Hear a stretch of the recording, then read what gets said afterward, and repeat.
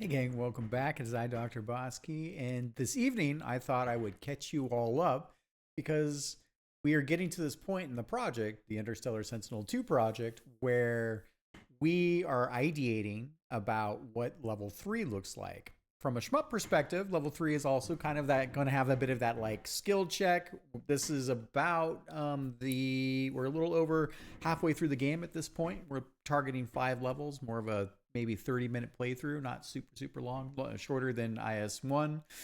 And here I came back to look at our Miro board that we had pinned down some thoughts, and I thought I'd walk you through this first, and then I thought I would take you through where we're at, and then what I'll do is I'll probably stop, and then I will then catch you up as to where I'll do a separate video. I think this catch you up to where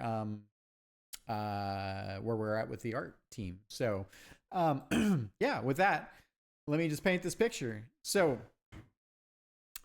it's essentially we're riffing on like the red light district, right? So we're talking about the commodification of sex and sexuality. We're going to be PG-13, but we also are cyberpunk, and you're going to see those like themes and cues and aspects that are that are very classic tropes, but kind of sci-fi-ified, and really I think paint an interesting picture, because so far in Interstellar Sentinel 2, we have done above the planet, we've gone through to the surface of the planet. We have gone deeper into the layers of the planet, where it's still essentially the like the high roller district, the affluent district, the mega performance aspects of culture. This is where all the really like who to do upper society and wealthy folks spend time playing and doing business. And so the next layer in our city, and it's in the Cumanopolis, it's like Coruscant, if you will. The whole world is one giant city, and it's 37 decks, cities stacked on top of each other. So it's been really fun for us to like spend time in this space. And so we have a couple themes here. Hence, we talked about the red light district a bit. We have this kind of dark, it's going to be darker, foggy, it's going to be smoke filled. This is where people work their asses off, and they go to essentially the red light district to either relax when they can afford it, or if they're kind of high end and fairly well to do, this is where a lot of them go to work, right? And this is also where, when the corporate and the upper echelon elite, when they get bored of all the really high curated experiences that they get, they also meander down into this section of the city to maybe feed some of the other delights and to explore things. And so we have a lot of themes with like transhumanism and body modification. You've got this kind of influences of furry culture, fringe pleasure. This is about lots of overgrown corporate advertising, right? This is about products being really out there, and a lot of times the products are the people themselves as well. And this is taking some riffing on essentially not modern VR, but a sense of you have your virtual nets, you have your dark runner nets, you have your you have erotic net is some of the things we're working on in terms of our brands. And in this erotic net side of things, you can log into the net, and then you can call we're taking a little bit of an homage to this, but you can essentially teleoperate or transfer consciousness into sleeves. And we have these really cool ideas where then, you can have these safe play experiences, if you will. It's kind of gamified, right? Like there's a network, and there's competing competition for the people that get on the network. So just really having a lot of fun, talking about these things that are a little bit weird and taboo, kind of, counterculture. I want to take some cues from rave culture here, and then, like I was like, it's dinosaurs, cyberpunk transhumanism. Why not, right? You could be anything you want: inanimate object, creature, something else. We've got like this notion of like deck runners, brain jacking, kind of like a Strange Days nod, right? Something I've always loved. That movie's fantastic. And also we have some other themes in there with like these larger sentient AI. Like we could have cults and like worship of these goddess or godlike experiences that are also about like this weird, power exchange and pleasure. So, taking a look at that. And so I just grabbed a bunch of source. These are modern day bits, from the Red Light District here, right? Just giving us a sense. I really want to have like an imagining of like these storefront shops and the salaciousness, right? Lots of neon and advertisements. You can see, we got some things here. I really, like you can see these as in Cyberpunk. The CD Projekt Red folks definitely had a lot of fun. I think ideating and playing in that kind of forbidden space, and a lot of the branding is really good. I had a lot of fun, spent a lot of time in playing through Cyberpunk 2077. I really enjoyed that. So, it's like just some mood bits, like here we have the old timey, like clearly like the larger red lights and, like the, just this interesting aspect of like, can we kind of riff on the themes there? Getting these, even there's something we're exploring. I'll get to this in a bit here that I'm really excited about, but kind of just showing, where it could be fun to, bring in some of our brands. We have our MediPal brand. So it's like, like this is a place where you've got, it's like Ripper Docs, and this is where transhumanism, like this is where you can go to get that DIY culture, if you will, right? These, like, and this level is going to be much closer. We're still going to have some wider establishing shots, a little bit more of the city, but more so than not, we're going to take a few nods from like DeathSmiles a little bit. I really want to have this like closeness of you'll have a ground floor, you'll have streets, we're going to have walker mechs and like these infantry runner mechs that we've been talking and we have our design. So there's a number of things that are happening here. We got kind of that club culture a little bit, right?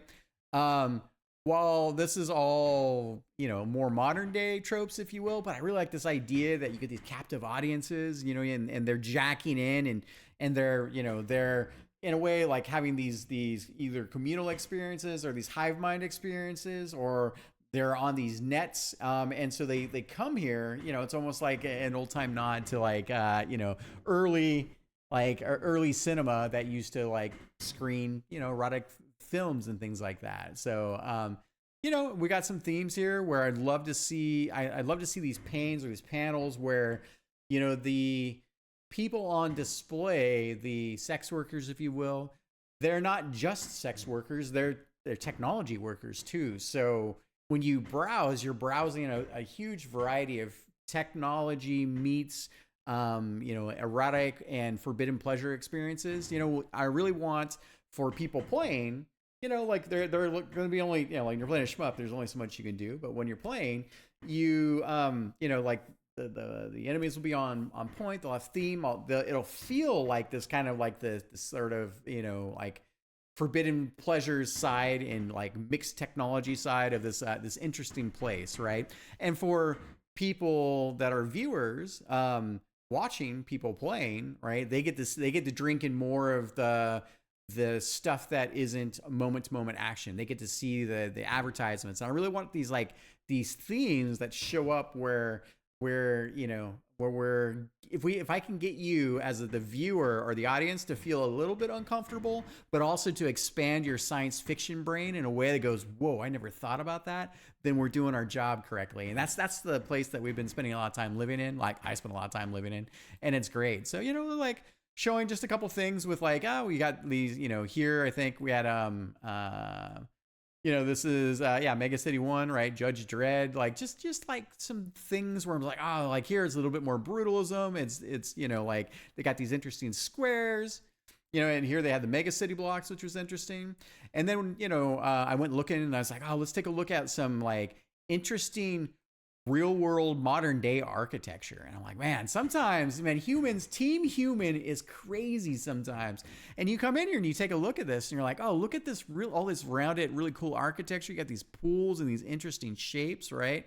And you got these like, or almost like these like weird like bungalow huts with these cool like oval aspects. And I was like, let's just take a look at how can we also push the architecture in a way that feels interesting, that feels inviting. And a lot of times it's super cool, right? Because, in the 70s, you had a lot of round shapes, a lot of ovals, right? And so some of this also reminds me of like, like modern architecture influences that we're trying to break away from, the 30s, 40s, 50s, the 60s. You got a lot more utilitarianism, right? Depending on where you're looking at. And it's just, I thought, why not? I really also like just this interesting look at this, like, this giant block, right? Like, it's just, there's something interesting about it, things where you're like, oh, you can find the utility of the architecture and then be able to drill down and drill back into the depths to just imagine, tens of thousands, hundreds of thousands of people living in single blocks, and the blocks are strangely formed and whatnot. Super, super cool. Like, look at this, the dancing house in Prague. Look at this architecture. Oh my God. This like, look at this. It's just, it feels a bit more sci-fi, but it's got this, like, here, look at all these like extruded windows, right? And it's in this block. You got your like concrete columns. Just, there's something really, really cool about that.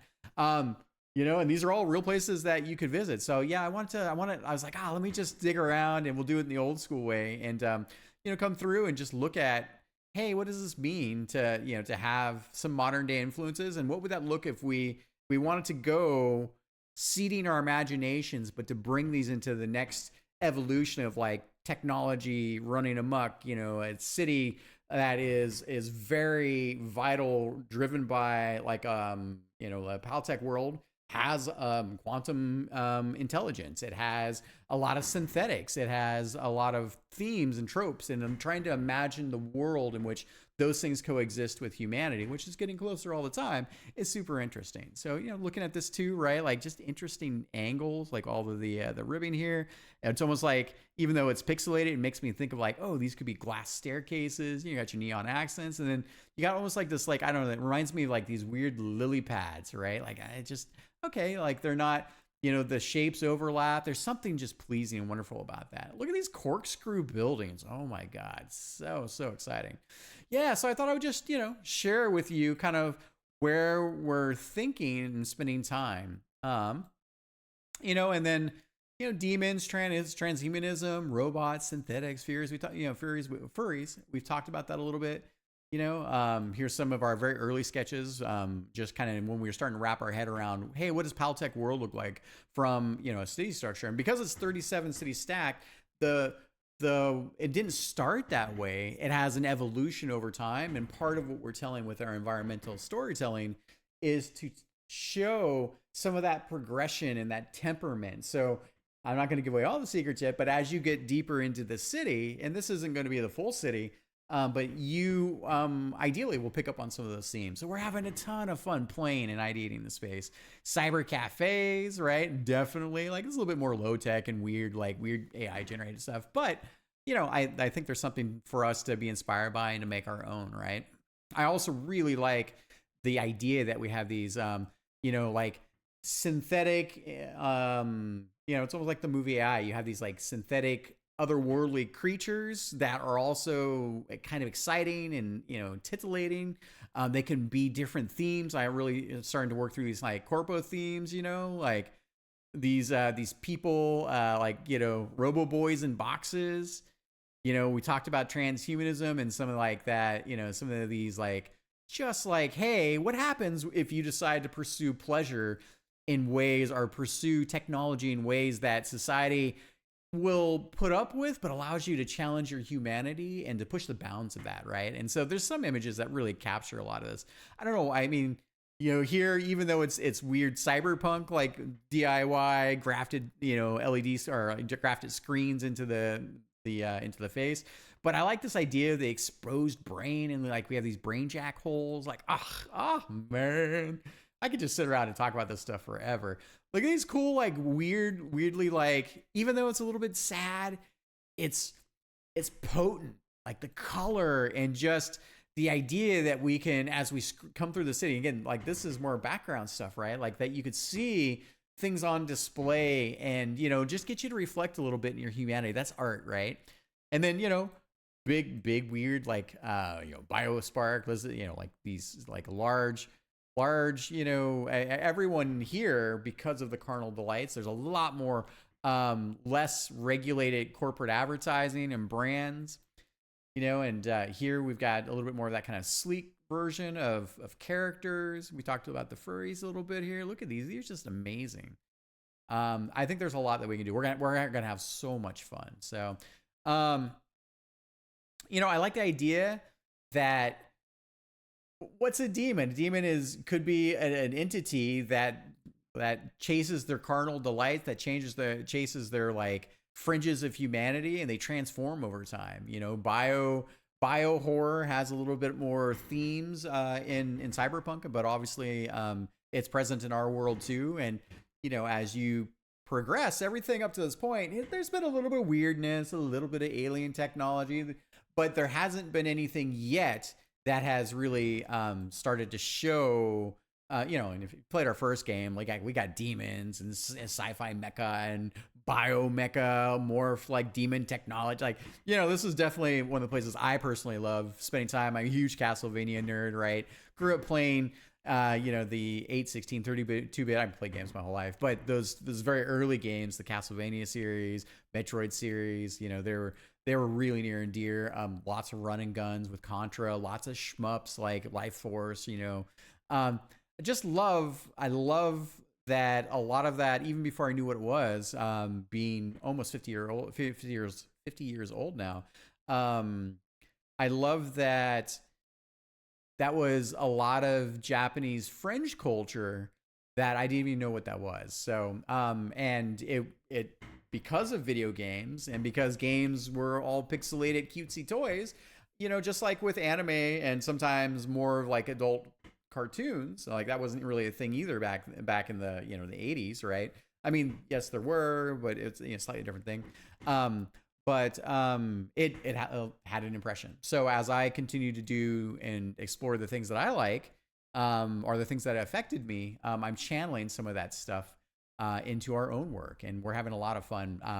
The art team's having fun, we're having fun, and it's just it's quite remarkable. So so we put together a little bit of mood board, right? I love this weirdness of the salacious suit. You got this kind of latex with like these LED strips and whatnot. It's just some interesting stuff, right? Like a lot of the techno noise. You got like the integration of this isn't a person wearing a suit. This is a person integrated with technology, right? Could even be more on the synthetic side of things. We got some other aspects where you have these themes and flavors when we talk about AI worship and deities and cults, but also like big business, like they have their seedy arms, right? I like this idea that we have a little bit more of the forbidden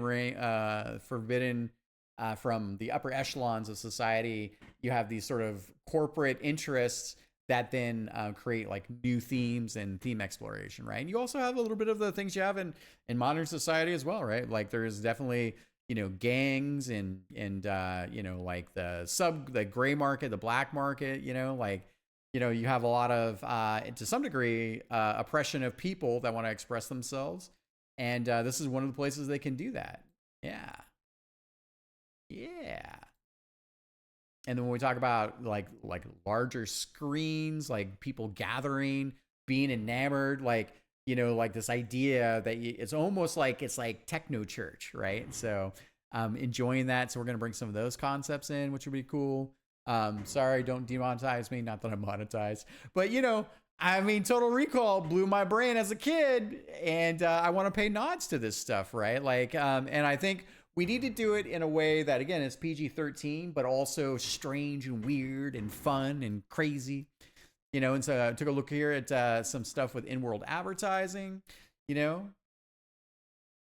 and these are a lot of these shots. We spent a lot of time going through Cyberpunk 2077, a lot of inspiration, right? And you can see they wear their themes, on their sleeves as well, right?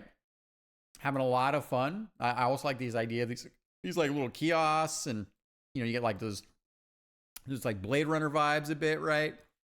I like that like you have like we're gonna have some graffiti and like subculture themes, right? Eat the rich, Milfgard, and I want when we talk about the red light district and things like that, I want us to really I want us to approach that, right? And to play with that and see what we come up with as well to make it our own. So I also really enjoyed this. I don't know what this is from, but there's something really interesting I liked about these larger than life, like entities that have a big presence, but in a weirdly abstract and not completely abstract, but in like an artistic way, right? Again, ways to shock you into like, how would you interact with a city of, of apparatus, robotics, machine sentience? What would that look like?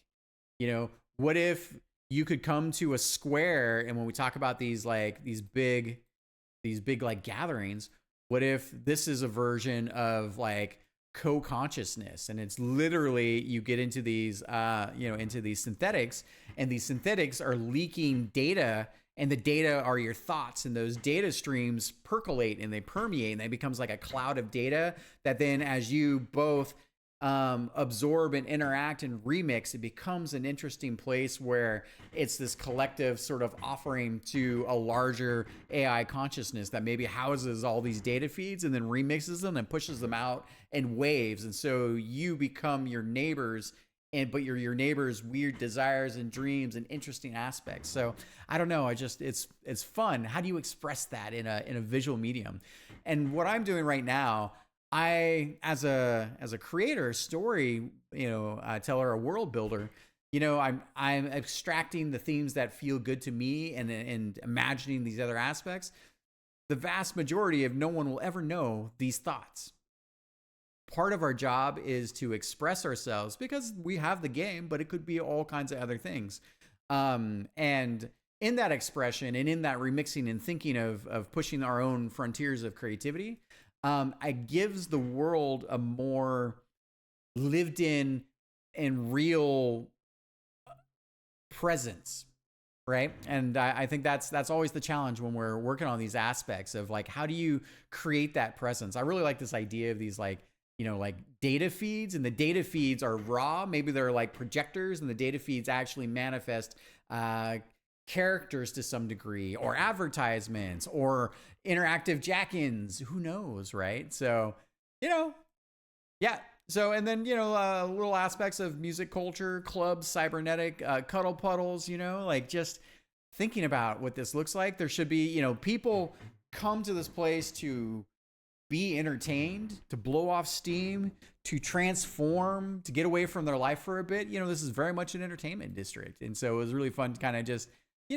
coming through and thinking about what that looks like. What does this look like, if you were to imagine Twitch, in a like a future tense where Twitch in the Red Light District had a baby, and then just some color shapes, references, just some colors. This is also the art team, and I working on stuff, right? Just, how do we think about our shapes? How do we think about our architecture? We talked about it a little bit earlier. How do we explore some of these things? Because we also don't have a free roaming canvas. So we have to think about the panels that create the bases, but then the layers that create the parallaxing and the depth. And then also how we want the camera to move through those panels and to make the most of what you potentially can see. So yeah, really cool explorations. Love this like large, large kind of brutalism, like there's something really interesting and cool in the shapes. I like the depth that you can actually see, like the sort of the lighting. We want to give a sense of it's a city, but it's also, everything kind of should feel a bit more, subterranean. There's a city ceiling, there's a ceiling floor, there's decks that you can transform or that you can move between, right? And so it's been really fun. I really like this too. Like, just weird, how do you express the shapes in a way that's city, alien, and also we can't just simply take what we built for level 2. We're not going to phone it in at this point. We're already over a year and a half in this project. So it has to have its own theme. And frankly, this is some of the most fun because it gives us the opportunity to explore. And when you get to explore creatively, and look, I mean, we started a lot of this, like I said, over a year and a half ago. So sometimes coming back, like I had some themes about like fungal mushrooms and bioluminescence. And you're like, yeah, okay. What we've learned in the journey up to this point about our own world, it helps us also start to discard some of those cool or some of those interesting ideas where I was like, oh, this could be really cool. And it's really fun to, like, I think, go through that process. And like, that's cool. I really like that these turrets like have these like lights, and you have these like these a little bit more not utilitarian, but you have this functionality of like a, I don't know, a dam of some sorts, right? Like it like this could be some kind of like hydro like gravitation, reclamation system. Who knows? It could be like it could be creating nanoparticle like rift energy. Who knows, right? Like interesting stuff. So this has been fun, super fun. I thought I would share it with you. I know it's been a little bit longer video, but I thought because we often do we do what we call like the episodic format as we continue to work through, and this is big new ground, and I really want to set a little bit more of the I think the upfront where we started and where we're how we're going to progress over the course of this particular level 3 art project. Yeah. Oh, so much cool stuff. And I really eat stuff up like this. There's just something really interesting. I like, you get the, it's like, I definitely, you get a little bit of James Cameron flavor. Like, you definitely, this makes me think of Aliens, right? Like, it's like, there's so many great creators that have gone before us, and so much to like, just be able to step back and be like, hey, after a lifetime of being a sci-fi, cyberpunk, fantasy nerd, right? Like, I just love spending time where my imagination, aliens, where science fiction has expanded my mind in such a cool way. And, it's really cool to be able to just acknowledge that. So yeah, that's where we're at. Feel free if you've got comments, thoughts, suggestions, put them down below. Yeah, with this, I'll get this video up and as a kind of start to this particular series of episodes. And yeah, let's. I'm about ready to do the next video, which I'm excited about. So, all right, talk to you soon.